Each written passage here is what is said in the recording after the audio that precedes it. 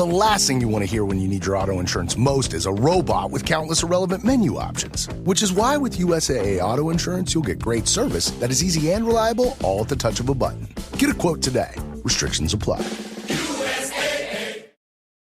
This episode is brought to you by Walmart. New beauty is in bloom at Walmart, and it's all about springtime radiance. From Drybar, Tula Skincare, and hundreds more available online, Walmart has the premium brands you want and this season's on-trend products for flawless, glossy hair and hydrated skin. Big name beauty brands? Check. The things you love? Check. Find trending spring beauty and all you need to look and feel gorgeous at Walmart, on app and online. Welcome back to It's Just Coffee, and welcome back to our World of Coffee Dubai special. You've already heard some of the amazing conversations we've had, like our chat with Wilfred Lemastis Jr., the farmer behind the world's most expensive coffee. And we chatted with the World Barista Champion, Mikhail Jasin, but we're just getting started. For the next 2 weeks, we're doubling down, double the caffeine, double the podcast. We're dropping 4 new episodes each week, Tuesday to Friday. More deep dives, more behind-the-scenes moments, and more of the world's best coffee minds, all straight from Dubai. So grab a coffee, settle in, and get ready for another episode of It's Just Coffee. Enjoy the show. All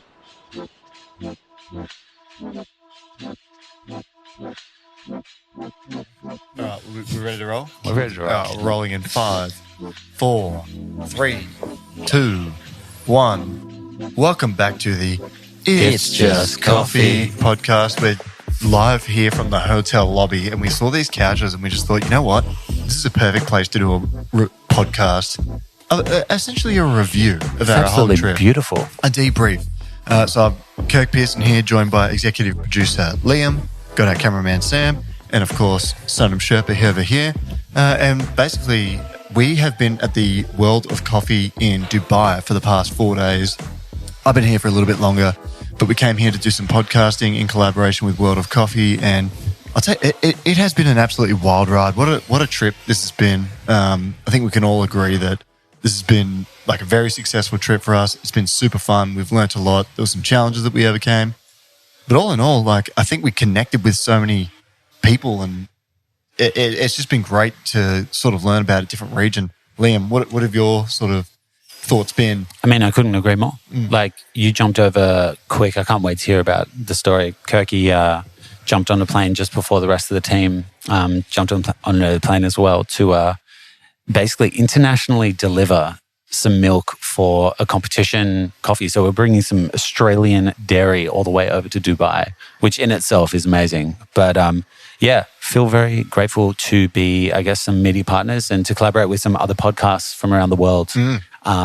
Some voices in the coffee space, and to see how the rest of the world does it. You know, there's a beautiful split in the best way walking into this place. Yeah. Well, let's start from a few weeks ago. Maybe I think it was about a month ago when we got contacted by the World of Coffee, and it was kind of just like an offshoot email where it was like, "Is this serious? Is this actually for real?" It has every element to be fake. Anyway, surely. So we met up with our contact Mushtabal on a Google Meet call, and basically it became apparent that this is very real. This is very real that this trip was happening. It was so real. So we arranged for, the dates, the trip, all that sort of thing. That started flowing at certain points. But then there was a certain development, I think it was last week in Melbourne, or maybe 2 weeks ago in Melbourne, where there was a client over here that, a contact of mine that needed some milk delivered for a competitor competing in the United Arab Emirates barista competition. And so that was also a bizarre twist in what is this story. So basically they said, okay, we need milk delivered. We had planned to come on, I think it was, what was the date that we were supposed to come here? February the 9th or something? It was, Sunday just passed, so the day before the event. Anyway, so things escalated quickly and they needed me to come a little bit early. So I actually arrived 4 days before you guys. So I've been sussing out the scene here in the United Arab Emirates. I think for the listeners, I don't think you realize the amount of effort that it went into it. It had the energy of like a transplant delivery. Like there was it really did. It had like We had ice. I feel like we were delivering a heart from Australia. It was amazing. Well, to bring the listener back up to speed, I used to work for a milk company in Australia called Riverina Fresh. They're partners of ours. So creamy, so delicious. I use their milk at my cafe. We do a bit of work with them. Well, you guys do a bit of work with them at Golden Brown. Mm-hmm. And so this contact wanted me to essentially arrange some milk delivery.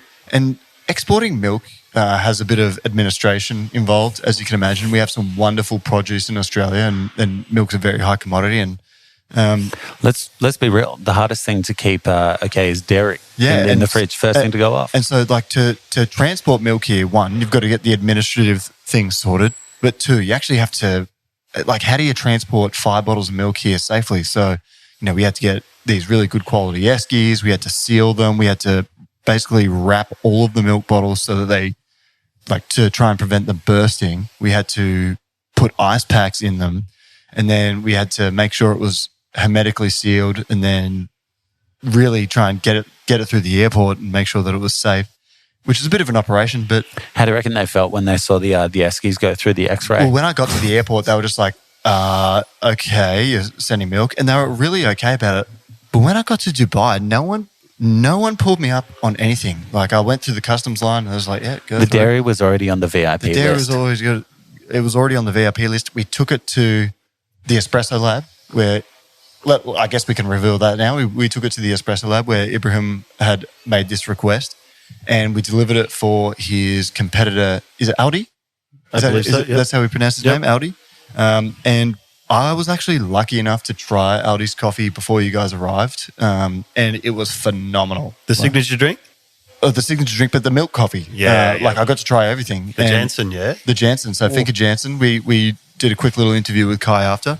But it was quickly apparent to me, this guy, his weakness when I tried his coffee was probably his signature drink. Then the next best was his espresso, and then the clear winner, and I think everyone unanimously agreed, his milk drink was absolutely excellent. And then today, he won the competition. He won the competition. So congratulations to Aldi, and congratulations to the Espresso Lab on that effort. I think just also thank you, Kate from Riverina, because you pretty much spent a whole week getting all of it resolved, getting it packed properly. I didn't understand the nuance in it. You don't want to get freezer burn. You don't want to get the milk too cold, which is kind of ironic when you're trying to ship it for 24 hours on a plane through customs and then straight into the atmosphere of Dubai. Everyone's 20-second take on this. What do you think what's like your live reaction to, isn't this bizarre, we're taking milk overseas? I loved it. Yeah. I was just like, what can I ferry or mule next? Yeah, exactly. The bar's been set. Liam? Absolutely. What do I think first? I guess there's a level of like, what's the system here? You know, like, who do I need? What boxes do I need to check? I just think it's a whole lot of paperwork. Well, if we need to do it again ever, I mean, we're well prepared to do it. If you guys need milk delivered, I mean, they've got every reason to now. This has kind of opened the floodgates. Australian dairy is finally making competitive. Like, I don't know. That was a point of difference, this right? has been done before. You know, Sasha Sestich when he won the World Barista Championship, Riverina milk. Anthony Douglas, Riverina milk. We didn't have to transport it overseas for that one. And then Jack Simpson's had a lot of success with Riverina milk overseas. But Sam, your 20-second take on transporting milk. Well, I'm pretty much turning into a yes man at this point. So when I'm told that we're taking milk to Dubai, I say, okay, boss, how are we doing it? So, all right, well, that's the milk segment of the podcast. Just before we finish the milk segment, I'd just like to say big shout out for all the farmers that help provide the milk from the titty to the city. Oh, yeah, that was a good one. That was a good one. Stunning. No, that was real good. But this has been obviously this escalated pretty quickly with the podcast coming together and the trip happening.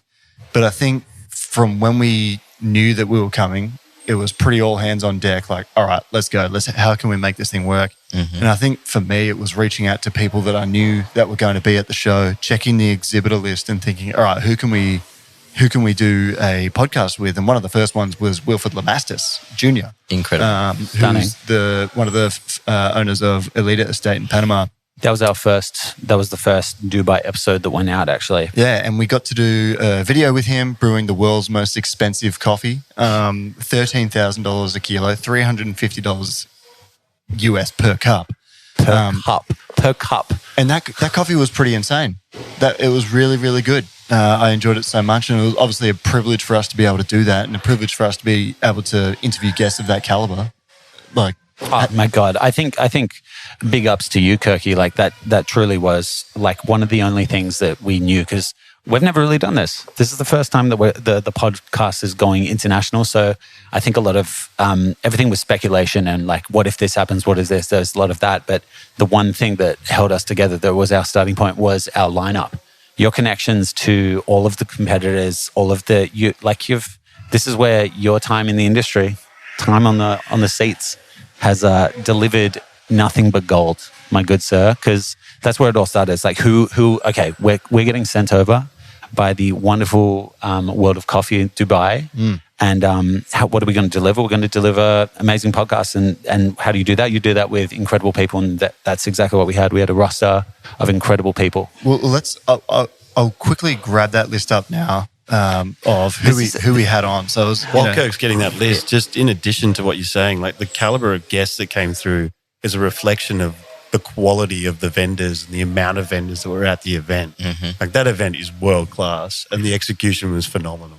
Honestly, we could have had double the time, and we would have spent just the same amount of hustle. The amount of the entire setup was just opportunities of conversation everywhere. We could have spent just like walking and having these tiny conversations. I guess for the listener, you would have noticed the last couple of episodes have been maybe on the shorter side. We haven't like gone through it because we made an executive decision that it was like, it might be better that we do it more efficient. We'd go for the shorter conversations rather than the big things, only because there was just simply too many people and beautiful opportunities en masse. Like we just don't have enough time to see everyone. We could have. We really, if we doubled this, it would have been like, it would have, and that's, I guess, leading forward is, I can't wait to do this again. If, we blessed to come back to this incredible exhibition. It's like, go on, Kirk, launch it. Launch the list, mate. Right, launch so it. First up, we had Wilfred Lamastus, and then we had someone I really had to hunt down, which was Fahad from the Saudi Coffee Company. That was an interview we were looking for, because people that might not know this, I studied Middle Eastern politics a little bit at university, so I've always been kind of interested in the region. So, I mean, it was good to get a guest of that caliber. I actually, for some reason, deleted the Monday tab on this list, so someone can cook up. Who else did we interview on Monday? I can't remember.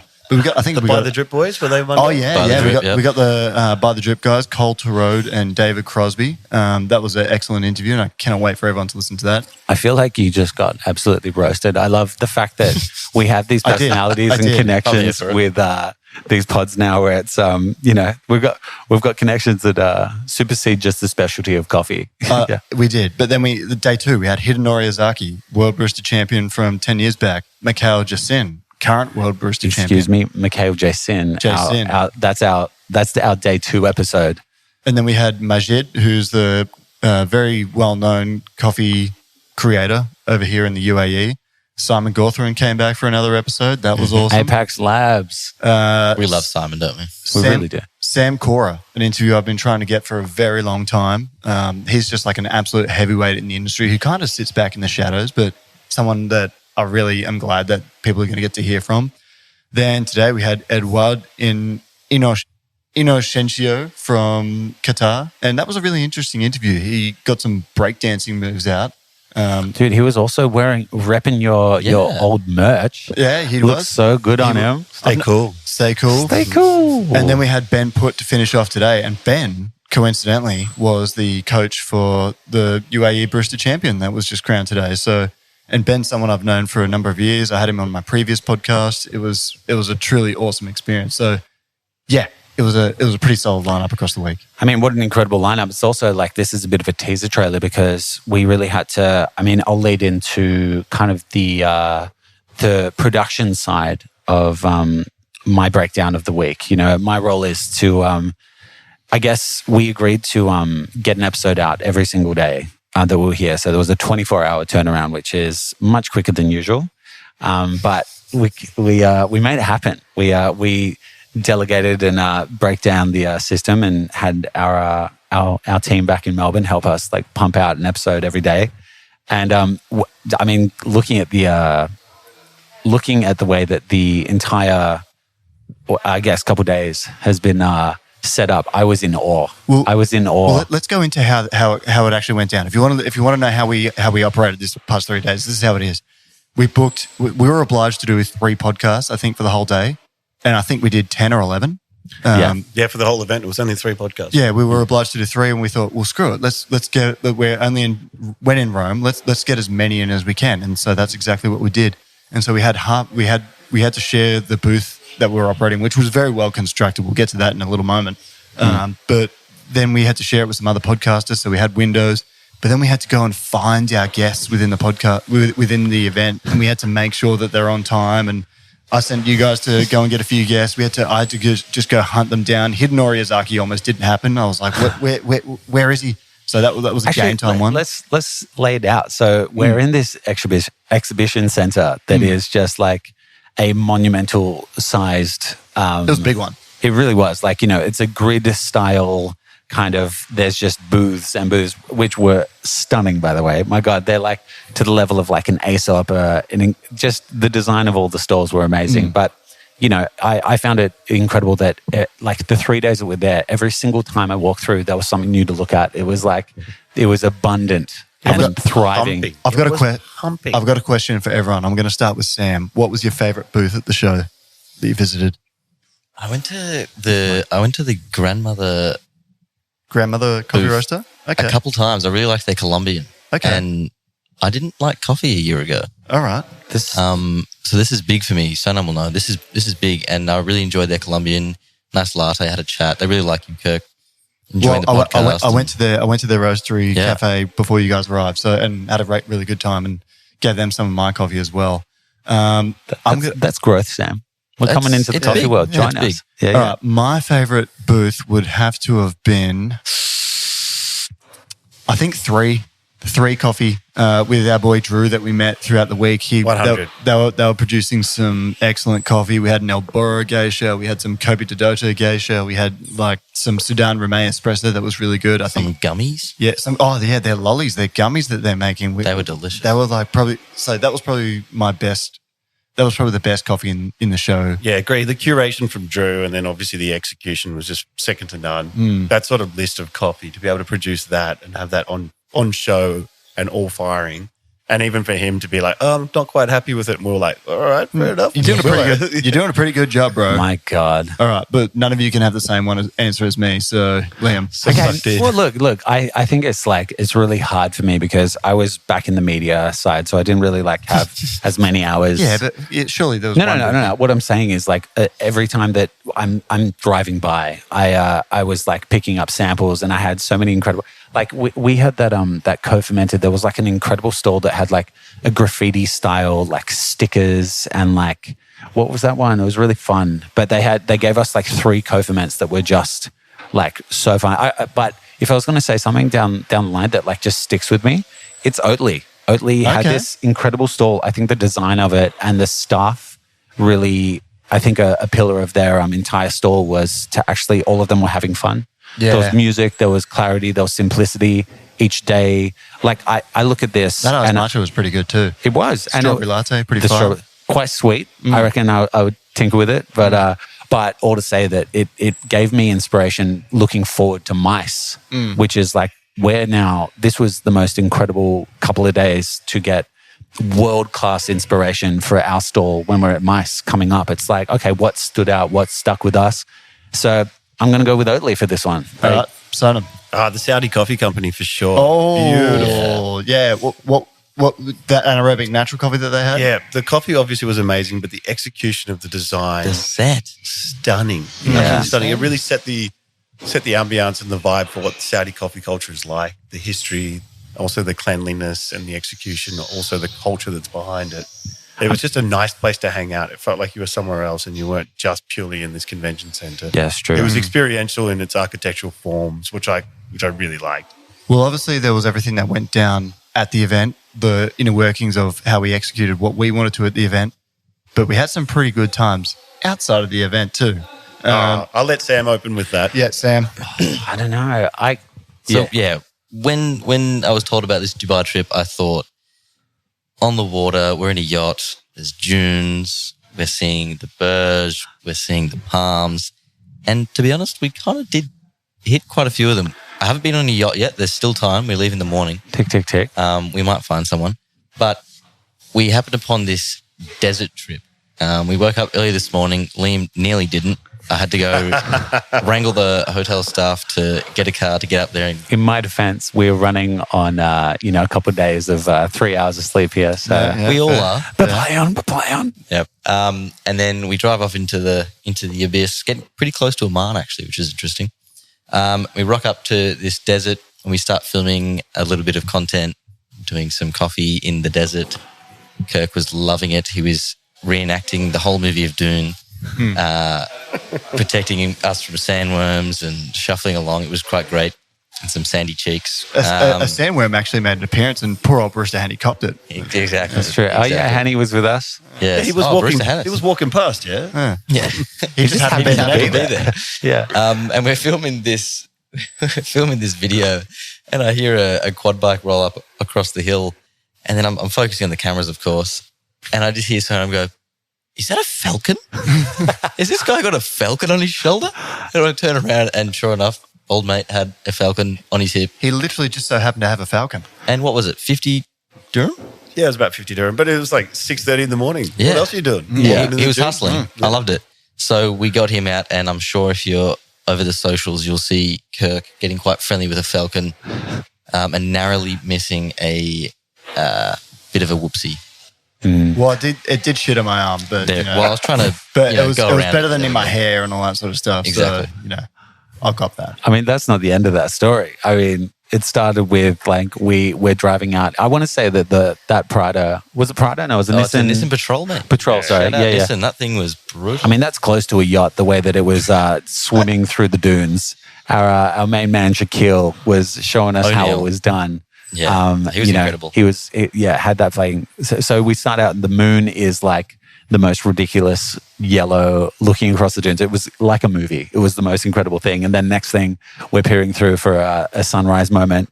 There's Kirk brewing some coffee in the middle of like the dunes of Dubai.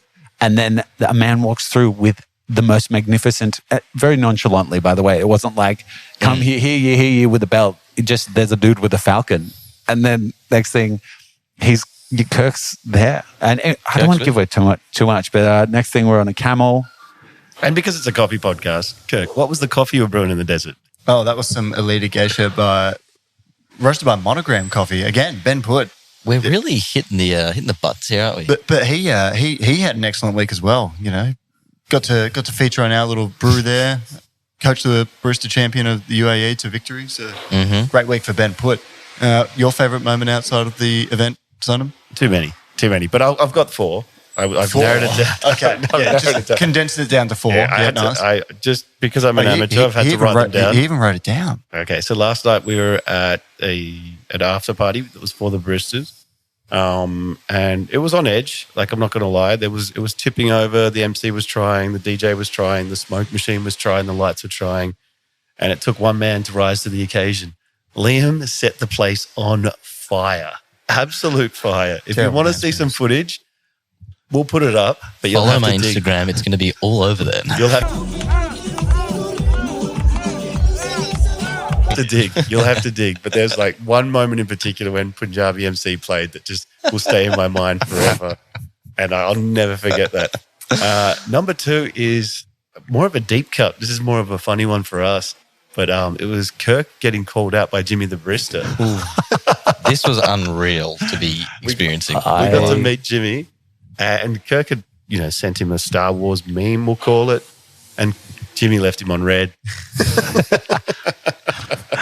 I think he took it as like he's just an angry fan. I don't think he really. said. I don't That's how think I he really. describe Kirk. Yeah, but he didn't really get the reference. I just hope he recovers one day. I love that. I that was an out of body experience, and I think from all the podcasts that we've done and the amount of time that you've spent wanting to like a rivalry of sorts, like you know, you finally had it, and then it was the best thing ever. To be fair, it was the wrong thing of me to do. That's not how you... Because it's you know... His whole team was the sweetest peas. Oh, Austin, wow. What a sweetheart. So absolutely. nice. They are nice guys. So day one of the event, we've gone to a local restaurant near the hotel that we're staying at, and we've ordered this delicious spread of food. And part of the food, there's an accoutrement, which is a sliced up white onion. It is the sharpest, spiciest onion anyone has ever eaten. For real. This thing is like 1 minute in your mouth, next thing in your pores. Like this thing is Straight going up. to stink everyone out.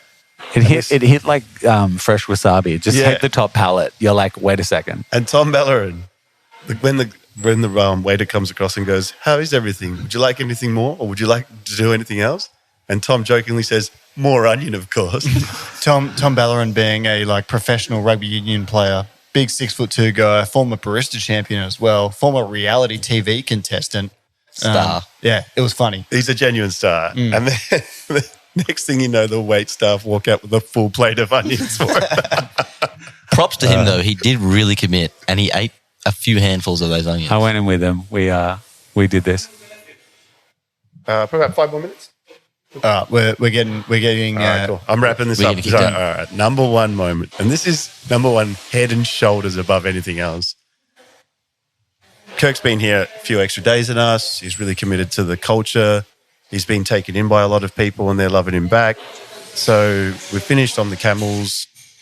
Kirk decides to have a Lawrence of Arabia moment. Gets himself a Kandura, looks the goods. Looks amazing. Oh, no, not this. Everybody's telling us like, wow, this guy looks amazing. So Kirk's like, all right, I'll suit up. I'll wear it. He wears it to day 3, gets in, walks I around. want to say this is the traditional garb of like... Correct. Of Sorry, Dubai. I should have. Yeah, I should have. Everyone's wearing it. It's the men's white long sleeve kind of shawl. Not a shawl, sorry. I mean, outfit. Excuse our ignorance in this. Is it a tunic? Would that be the formal term for I it? think so, yeah. 100%.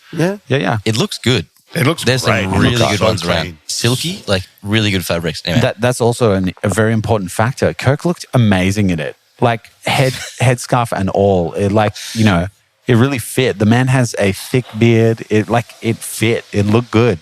So what happened? Well, we're walking through the show as we enter and we're like, can't wait to see the reactions.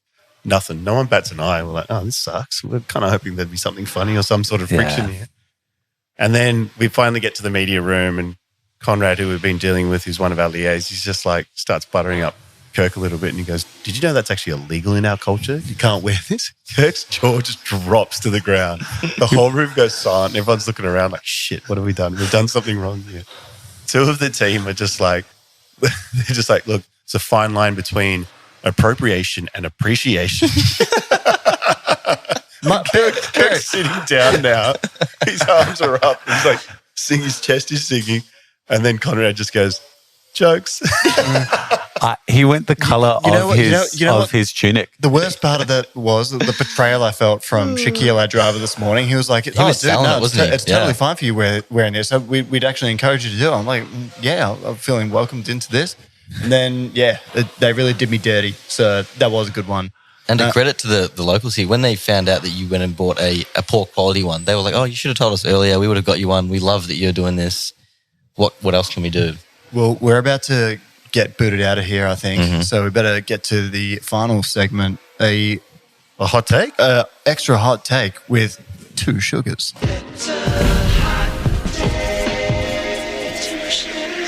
All right, I'm going to lead us off here. My extra hot take with 2 sugars is the Australian government needs to invest in the coffee industry of Australia like other countries are investing in their coffee industry. And let's paint a picture here. Like we've been in the United Arab Emirates where like the coffee culture is so prominent. And basically, like we've heard a lot of people over the last few days saying, "Oh, you're from Melbourne. You know the coffee culture is so great there," and it is, to be fair. But we really risk for being like falling behind other industries if we don't kind of invest in what we currently have and trying to make it better. And you know, it's one thing to throw money at it, but what about like easing up some of the policies, like, allowing international students to come work longer hours, putting hospitality jobs on the sponsored visa list so that we can actually have more people come and fill jobs in the industry, and just invest in the whole thing in general, like making it easy to operate. Like, one thing about Dubai is it's just easy to do business here for everyone, really. And you even think about other countries in this region that are investing there in their coffee industry, their cafe scene. We're at serious risk of falling behind if government doesn't get around it. And in Australia, they're always investing in like apprentices for construction industries, and that's important. Don't get me wrong, but like invest in what we're good at.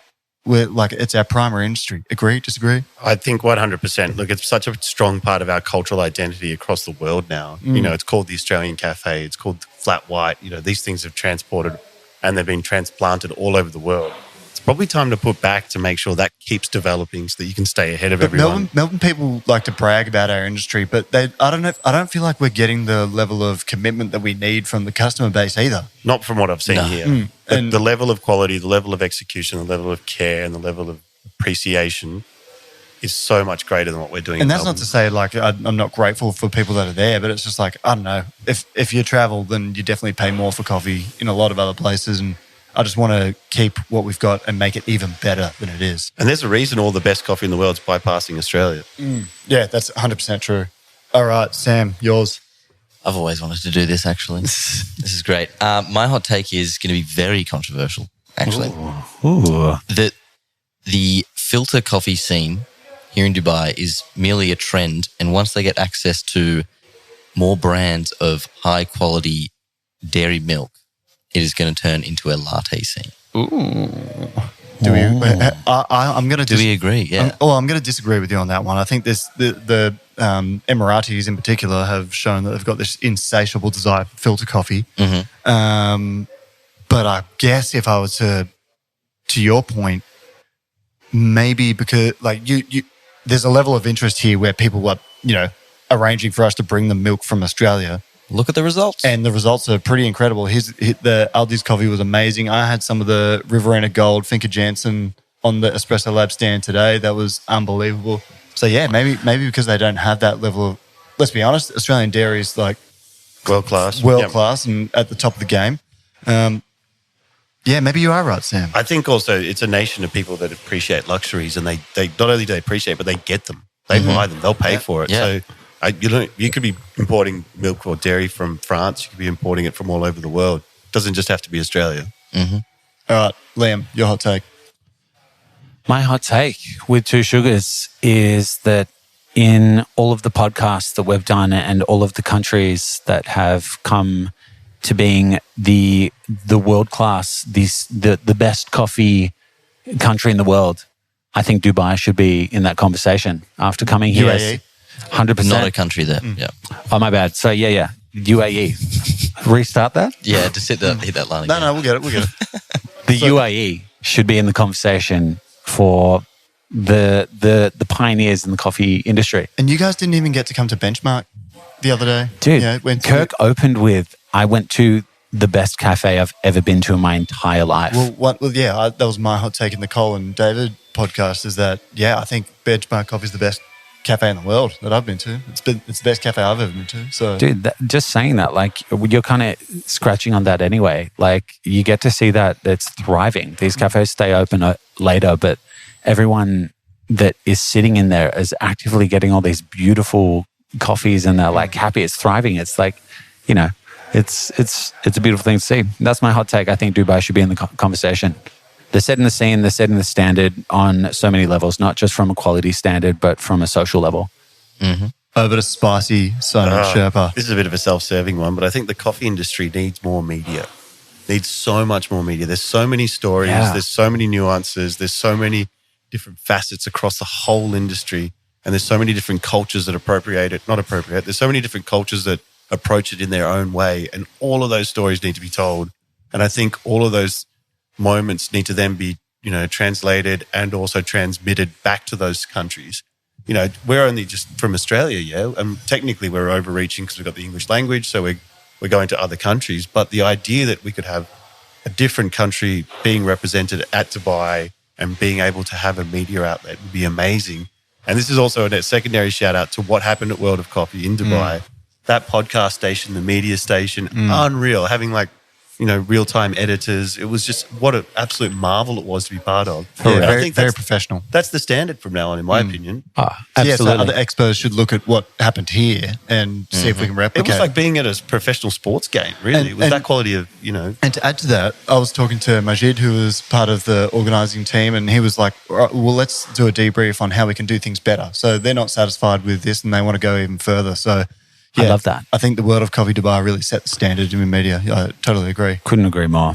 All right, we're probably going to get arrested if we don't wrap up soon. We're not arrested. Or if we don't eat dinner soon. Yeah, no, I'm going to declare war on a curry. I'm ready to absolutely crush a curry. But thanks again to you guys for a very successful trip. Everyone's worked incredibly hard. We've been going all day and mostly into the night every single day we've been here. And Sam, your work on the camera has been of amazingly high standard. Thank you, Kirk. Sonam, your work in the business side of things, getting this done over the line, also pivotal.